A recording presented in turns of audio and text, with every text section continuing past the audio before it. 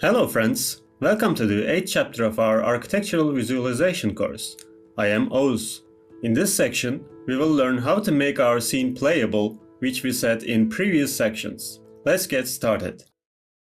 Instead of working directly on the scene where we created our cinematic, we will work on a copy of this scene. This way, if you want to make changes to our cinematic later on, we can easily do so. Let's duplicate the ArchViz level inside the Levels folder. I am naming the new file Walkthrough. Let's open our level. Now we need a game mode where we can navigate through our scene. For this, we will use the first-person shooter template provided by Unreal Engine. Click on Add, then Content Pack.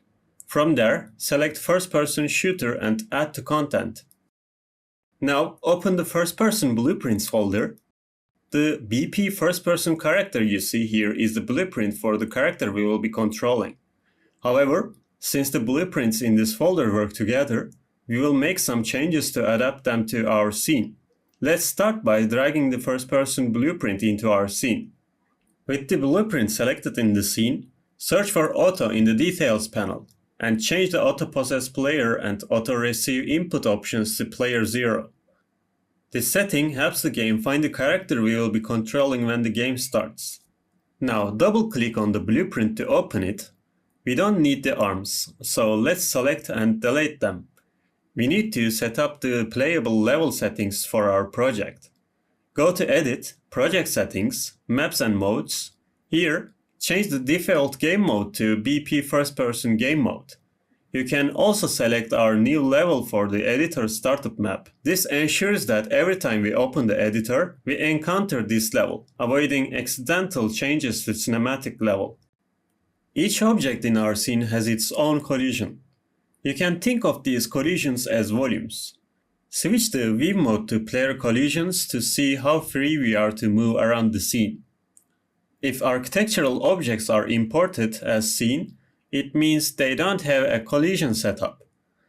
These collisions are where the player can step on inside the level. There is a way to fix this, but it can significantly affect performance in large-scale buildings. Let's open the 3D model of our building and go to Collision tab. Here, by changing the collision complexity option to use complex collision as simple, we can fix the problem. We can apply this to other models causing the issue. While not the most performance-efficient method, it's the quickest solution. Now let's control our character in the scene.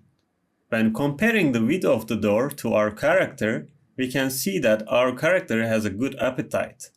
Therefore, let's reduce the width of the capsule in the character blueprint. This capsule represents the volume of our character. Additionally, we can lower our camera a bit. We will disable some sections of the character blueprint.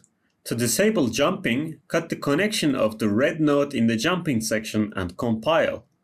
We will also disable BP first-person projectile, BP pickup rifle, and BP weapon component blueprints in the same way. These plugins enable weapon use. Now let's add collision boxes to areas where we don't want to access while playing. These areas act as boundaries, similar to pools. Select Cube from Add Shapes and place it in the desired areas. Although they won't be visible in the game, their collisions will remain active. Lastly, select the cubes, search for Visible in the Details panel and unchecked Box. After these steps, our scene will be playable. You can also adjust the speed of our character in the Details panel while BP first-person character is selected. Since we won't be applying any rendering processes anymore, we can bring our scene to its final look with post-process volume. I want our scene to have evening light and feel warm. For this, I enable bloom and lens flare effects in the post-process volume. You can adjust the values as you like. Additionally, you can easily change the position of the sun with Ctrl L. Since steam rises from the sea to the sky in the evening times, I slightly increase the atmosphere's mu scattering scale value. This should be enough for now. Let's move on to adding interactive elements. Interactive elements are objects in the scene that we can interact with. These objects will interact with our character blueprint. However, for our character blueprint to work with other blueprints, we need to define our character blueprint. Let's open the blueprint and search for tags in the Details panel. Under the Advanced Tags section, add a tag named Player. Now we can identify ourselves as player in newly created blueprints. Remember the static door blueprints we placed in our scene. To avoid adding doors to scene again, we will work with this blueprint. Create a new blueprint folder and move the previously created blueprints there. Now, let's open the door blueprint. Ensure that the pivot point of our door panel is aligned with the hinge. If not, you can adjust it using the modeling tool. Now we need to define when the interactive blueprint we are creating will be triggered by our character blueprint. For this, let's add a box collision to the scene. Then, adjust its dimensions to cover the front and back of the door. We will make the door usable when our capsule enters the box. To ensure the box works properly, be careful not to make the mistake of adding it as a child to the board like me. Otherwise, the cube will move with the door, causing it to glitch. Now, let's integrate our box into the blueprint coding system. With the box selected, add the OnComponent Begin Overlap and OnComponent End Overlap options from the lower sections. In the blueprint system, red nodes always mark the beginning of a command sequence. Therefore, we can't add inputs to those nodes. When these commands are triggered, they execute the code sequence that follows. The blueprint coding system is a simplified version of C# programming system.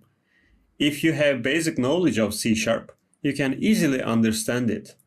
However, I will explain it as simply as possible. The red codes are like starting a paragraph every time they triggered. Each paragraph has its main topic. We can call it as our goal also. Our goal could be to rotate the door panel by 90 degrees. Now, let's focus on the first node we added, on Component Begin Overlap. As the name suggests, the box collision is a command triggered when interacting with other collision. Here, we want the intersecting object to be our player. For this, we need an if command. The blueprint version of the if command is the branch command. I will prefer to use if instead of branch, as I believe it's more understandable. The if command has two inputs. One ensures the continuing of the command series, and the other checks the condition. Additionally, condition can have two outputs. One if the condition value is 1, true, and the other if the condition value is 0, false. Now, let's add the actor has tag node. We will connect the overlapped component to the target and write player in the tag section. This way, this value will check whether the other collision intersecting with our box has the player tag or not.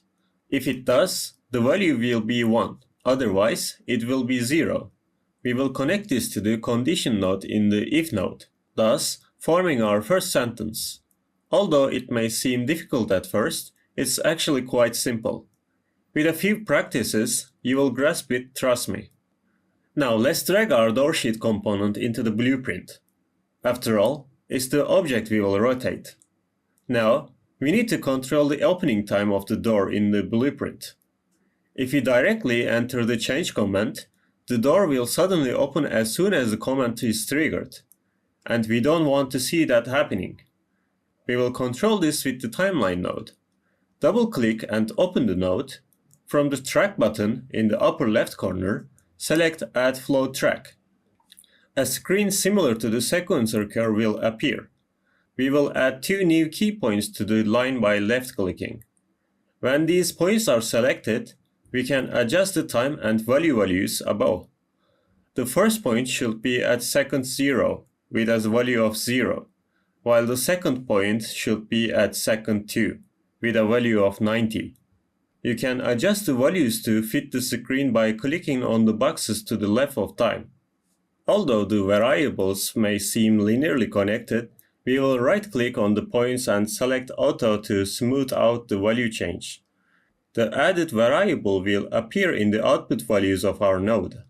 You can rename it if you wish. Now, Let's add the set relative rotation node, which will rotate our door. We will connect the door sheet to the target and split the variables to set the z value. By connecting the arrows, we can continue the coding and test our door in the scene. Now, our door will automatically be triggered every time our character approaches it. Let's make it start closing automatically when we move away from it. As with the previous one, we need to confirm that the object moving away from the door is our player. We can copy the code from above for this. Then, it's quite simple. We will connect the code series to the timeline to run in the opposite direction.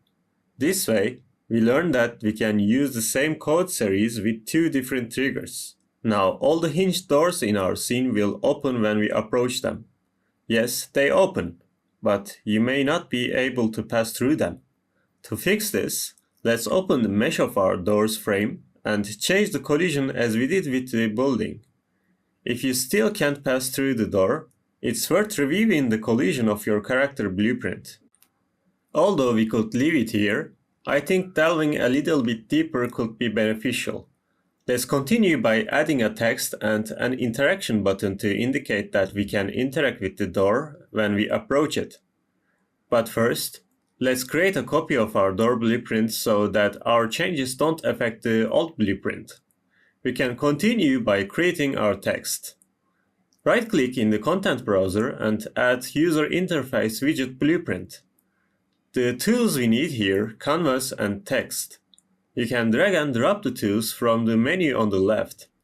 Let's edit our text to say press E to interact. To center it on the screen, select the bottom center as the anchor point and change the positions to 0.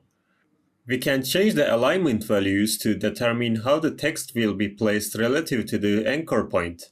We can set these values to 0.5 and 5. Finally, we can check the size to content box. This will automatically expand our text box to the limits of our text.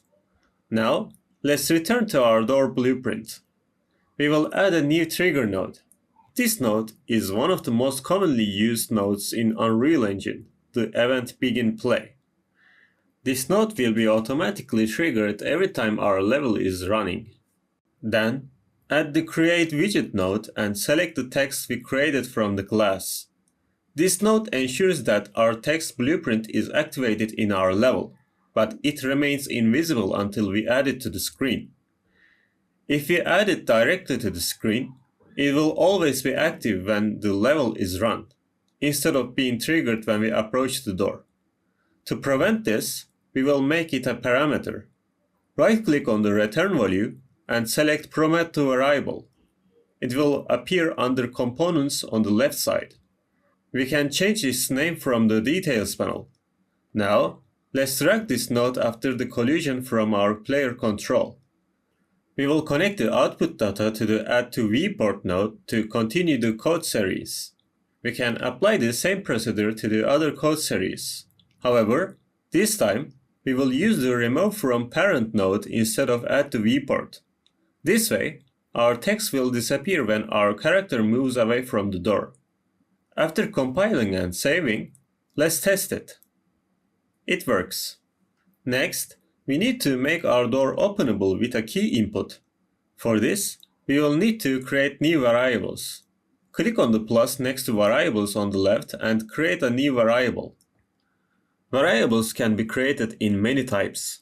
For example, one of them can hold x, y, z values, one of them may change between 0 and one can be a text. For now, we are interested in Boolean type. This type can take two values, 0 and 1. 0 represents false and 1 represents true. It's the foundation of classical programming, as you will understand. For example, 1 can be determined as, yes honey, I did the shopping, and 0 can be determined as a pure chaos. We will use one of these new values to check whether the door is open or not, and the other to check whether the EK is pressable or not. We want the EK to become active when our character approaches the door. Let's drag this value into our panel and select Set Pressable. getNode is used to question the value while set changes it. Let's set this value to true so that our character can press the key when entering the box boundaries. Now, let's add a red E key node and check if the pressable node is active. We will use the same technique we used on the player to apply the if command. Then, we will create another if connection to check if the door is open or closed. We will use the other door open value we created for this. It's important for the Boolean default value to be 0 because the doors will be closed when the level is run. Then we can connect our code series to the timeline. Currently, our door will become openable when we approach it. However, if we press the key again, it won't close, because the door open data is still 0, meaning our code will still try to open the door, thinking it's closed. To change this value, we need to add another if command to the end of our code series and check the getDoorOpen. If the data is false, we will change it to true with setDoorOpen, and if it's true, we will change it to false. This way, the code series will change the status of our door every time it's run. Finally, we need to make sure the player key detection feature is active. For this, we need to add getPlayerController and enable input nodes at the end of the code series inside the box. Similarly, when we exit the box, we will connect disable input instead of enable input. After compiling, saving, our door is fully ready to use. You can apply this blueprint to other hinge door models by changing the 3D mesh. We have learned how to create a hinge door. Now it's time for a sliding door. For the sliding door, let's create a copy of our door blueprint. The main change here is that instead of rotating the door, it will be based on translation. Let's open the blueprint and delete all 3D meshes except the box. Then, let's delete the setRelativeRotation node as well. Let's import the 3D mesh of our sliding door into the blueprint by dragging it under the scene root. We will create 3 copies of our door to create our back garden door. Let's adjust the positions of the doors and our box. Then, let's make them parents of each other so that when we move one, the others will follow in a coordinated manner. Let's add the first setRelativeLocation node where we deleted the first panel node. This time, we will use setRelativeLocation instead of rotation. We need to change the data in the timeline. As you know, we set the data to go from 0 to 90. However, this time, we will use the data not in degrees but as a distance unit. We can examine how much our door will progress in the blueprint viewport using location data. We will use the desired arrival and starting value on y-axis. For our first panel, this value changes from -180 to -20. Let's make the necessary adjustments in the timeline. If you want, you can also extend the timeline. I am extending it to 5 seconds because I think it would be strange for such a large door to open in 2 seconds. Let's split the location data with split struct pin and connect the output of our created timeline to the Y input. There is an important point to note here, which is the value of our panel on the x-axis. As we see in the viewport, the value for panel 1 is -3. If you don't enter this value, all our panels can overlap, which is not what we want. Now let's perform the same procedure for other panels. We don't need to create a new timeline output for panel 2. So we can connect the y-axis data for panel 2. Let's update the x-axis data and connect our command series to final. Of course, you don't have to create these blueprints yourself. I will share the blueprints I have created and you can open and use them from the project files. That was the chapter which we adjust our level to be playable. If you have any questions, feel free to reach out to me on the Discord server. Wishing you all happy and healthy days.